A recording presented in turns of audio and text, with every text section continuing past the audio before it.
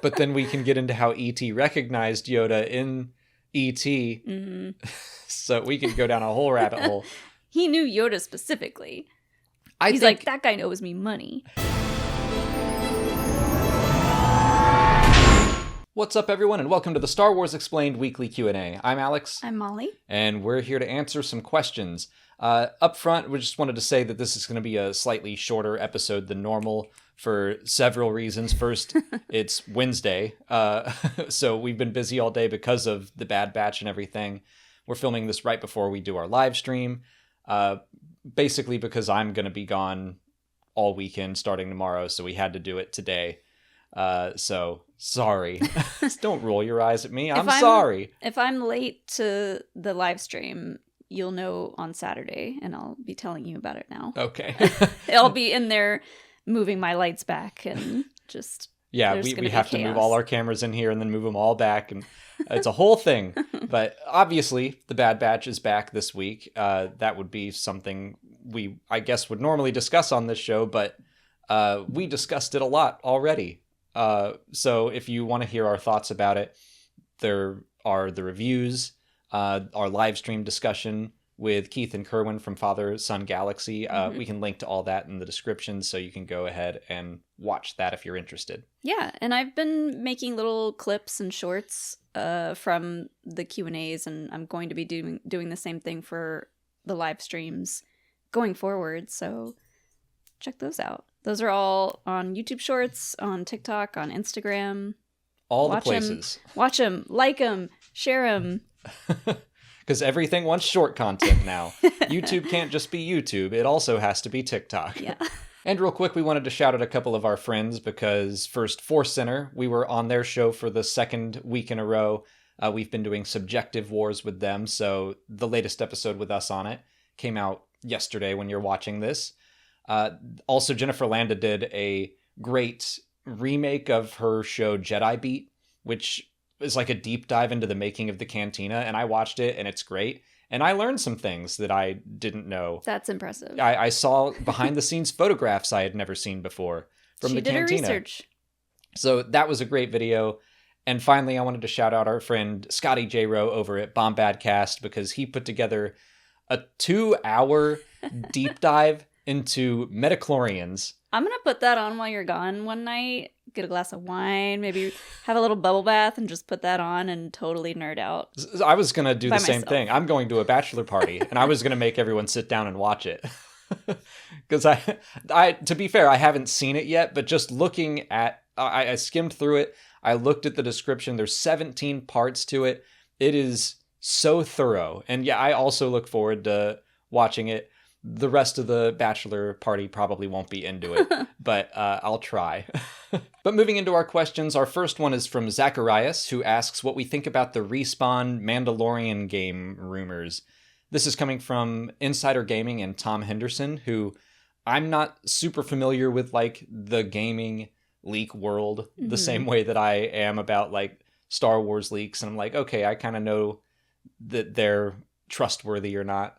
I've seen people say that Tom Henderson has been right about a lot of things and is a reliable source, so I think it's worth talking about. Yeah, when I first saw this, I saw Insider Gaming, and I just assumed that was a credible, like, known source, and I was like, okay, cool, then this is confirmed. They might be. I'm not sure. Yeah, I don't know the gaming world that well either, but I was excited about this because I called this one on a live stream. Not that long ago, right? No. That was exciting for me. What'd you say, just like a bounty hunter game? Yeah, someone was asking like what we think the first-person shooter game was going to be. Oh, right. Yeah, it was specifically the Respawn game. And I was like, it'll probably be like a bounty hunter game. Yes. And I was over here. I'm in the camp of... I think originally what sparked that question was this same person said that this was going to be a game people have been wanting for a while. Yeah. And so that sparked, like, people like me going a long, long while and saying, oh, Imperial Commando or Republic Commando 2 or something.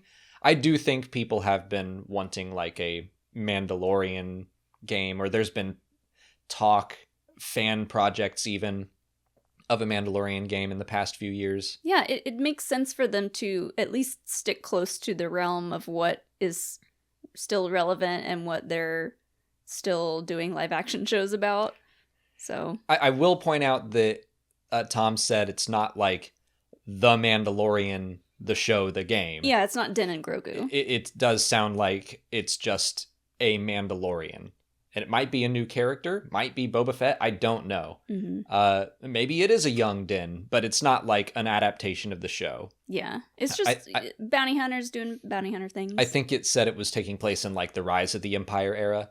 So I think that's a cool idea. We've been talking about first-person shooters a bit because like the Indiana Jones game came out and it's first person, and that's not my preferred genre, but I do think that something like this sounds really interesting. All the gadgets that you could have as a Mandalorian. Mm-hmm. Maybe you could like swap them out, customize your gauntlets and stuff. I mean, if it's during that time period, you could run into so many like well-known bounty hunter characters.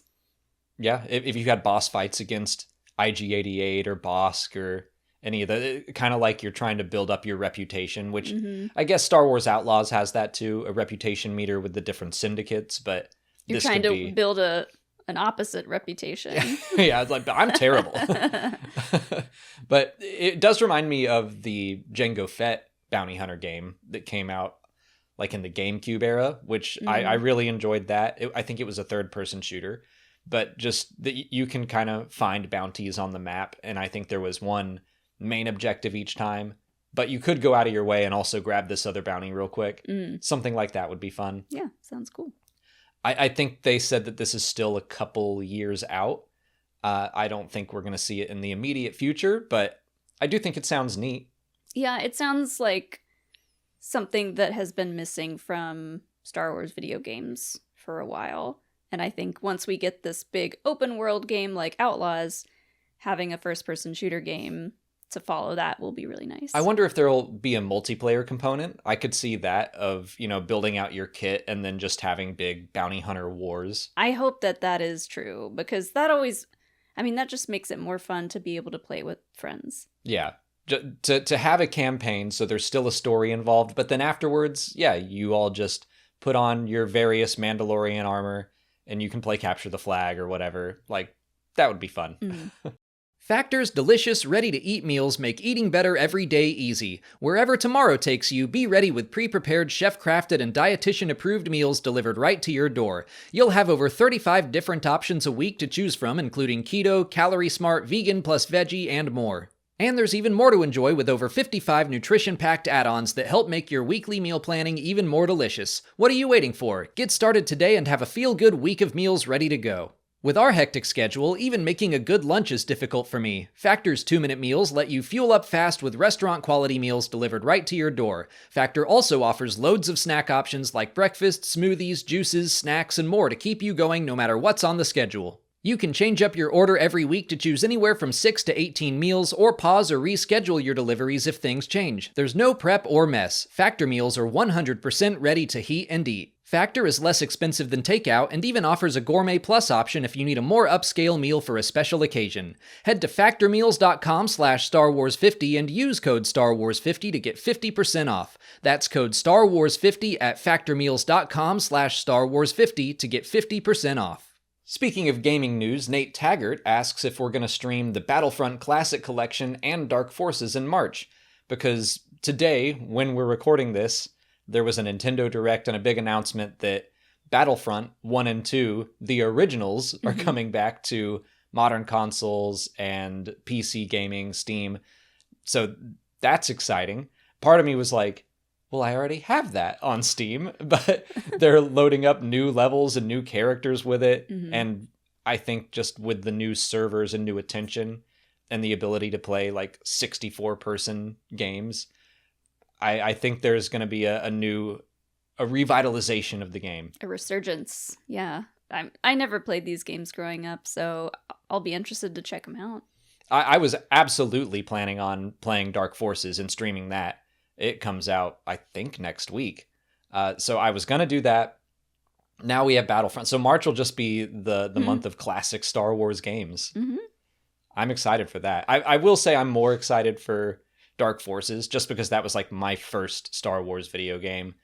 But I do think it'll be cool to revisit Battlefront. I haven't played them in forever.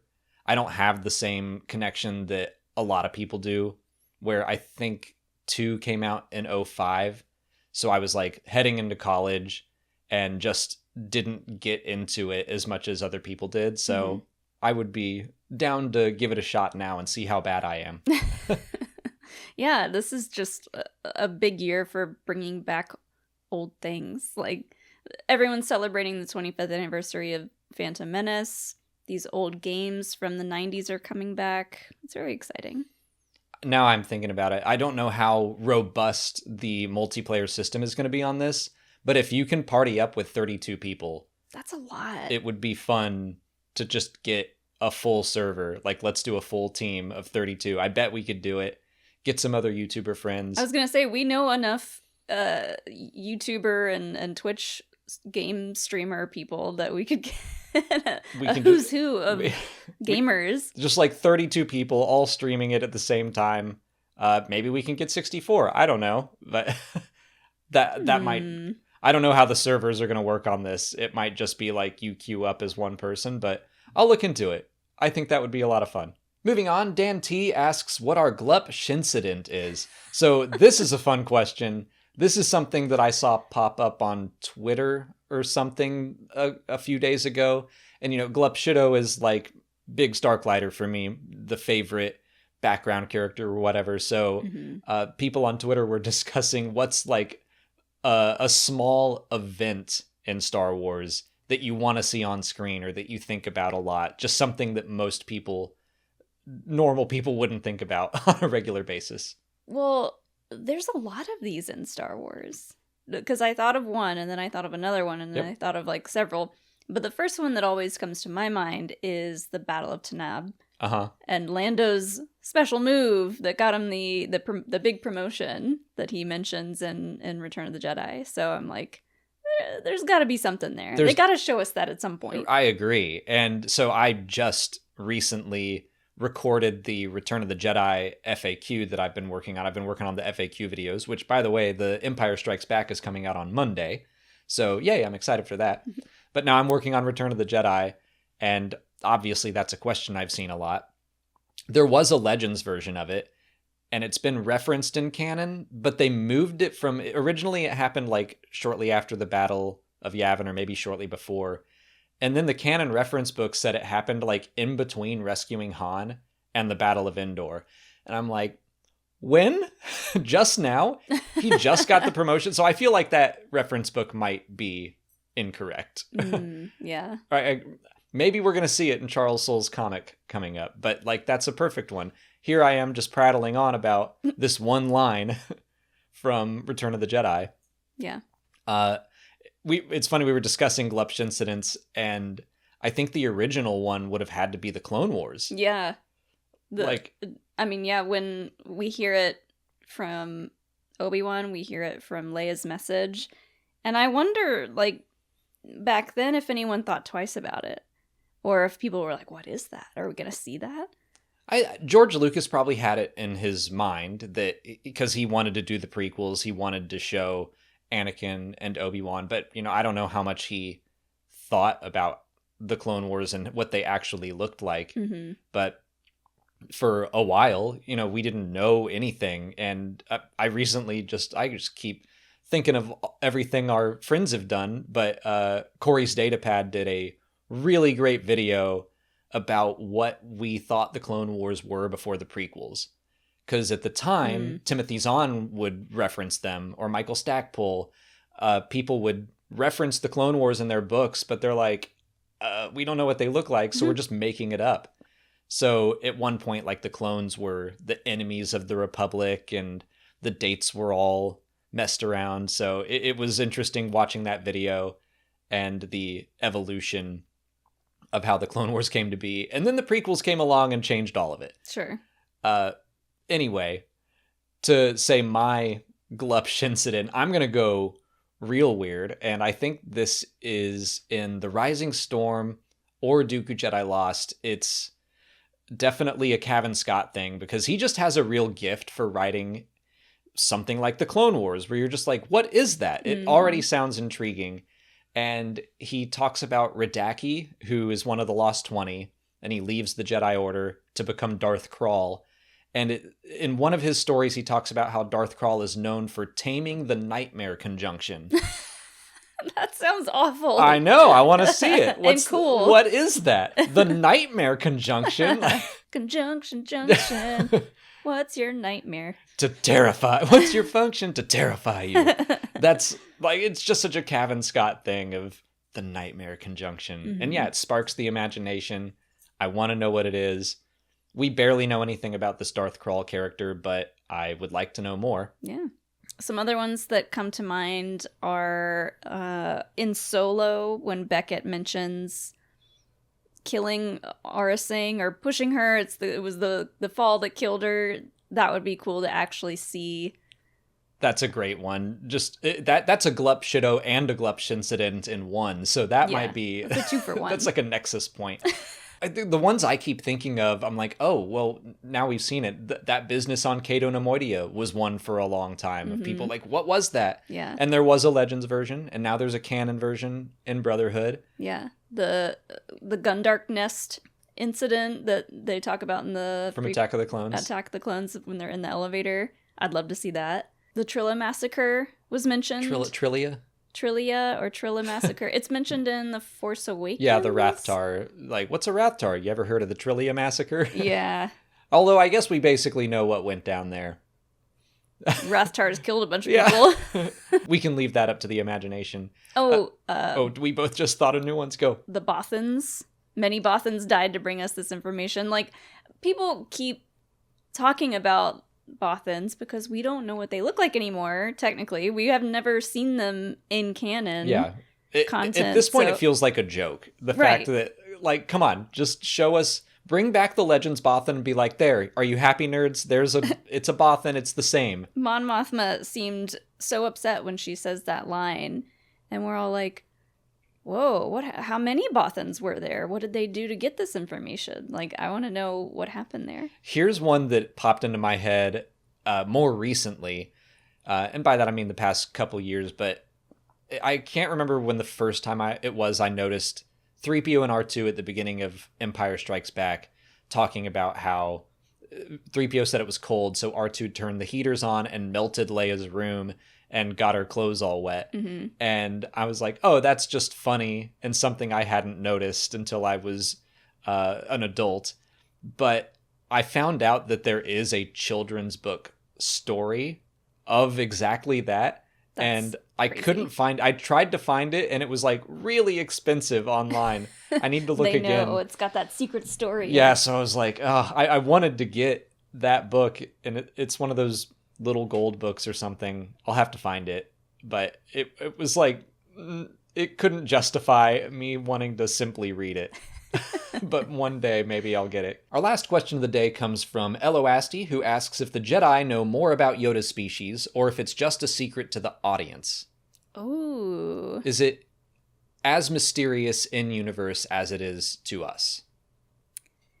I want to say it is, because I feel like when some characters meet Grogu, they're like, oh, look at you! Never seen, like, I've only seen one other of your kind. That's true. I mean, yeah, I would say that's true for, like, Luke, but the Jedi knew 3 of them at least. That's, yeah, Yaddle. And Yoda. Yeah, well, yeah. But someone like Keller and Beck, I assume, knew all 3 of them. Mm. There may have been more. So in my mind, I think the Jedi did know where they came from.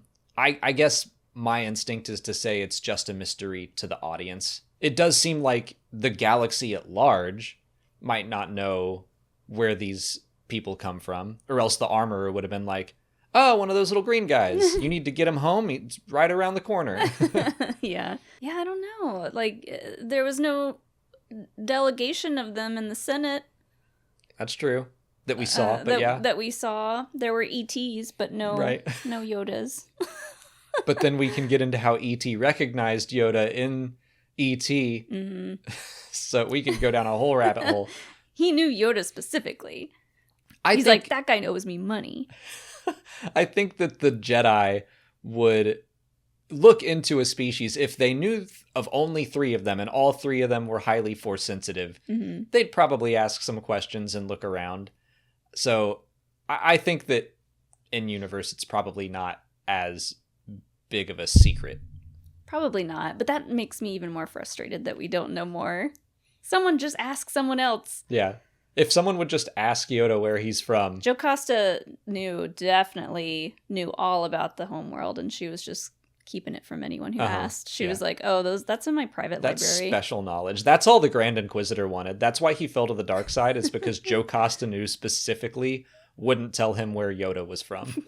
That's all the time we have for questions today. Sorry again, it was kind of a shorter one. It's my fault. It's my bad. But gotta go off gallivanting with the boys. I'm sorry. That's tomorrow. / right now when you're watching this. But thank you all for watching. If you want to leave a question for next week's video, just put it in the comments below or sign up for Patreon to join our weekly Q&A discussion.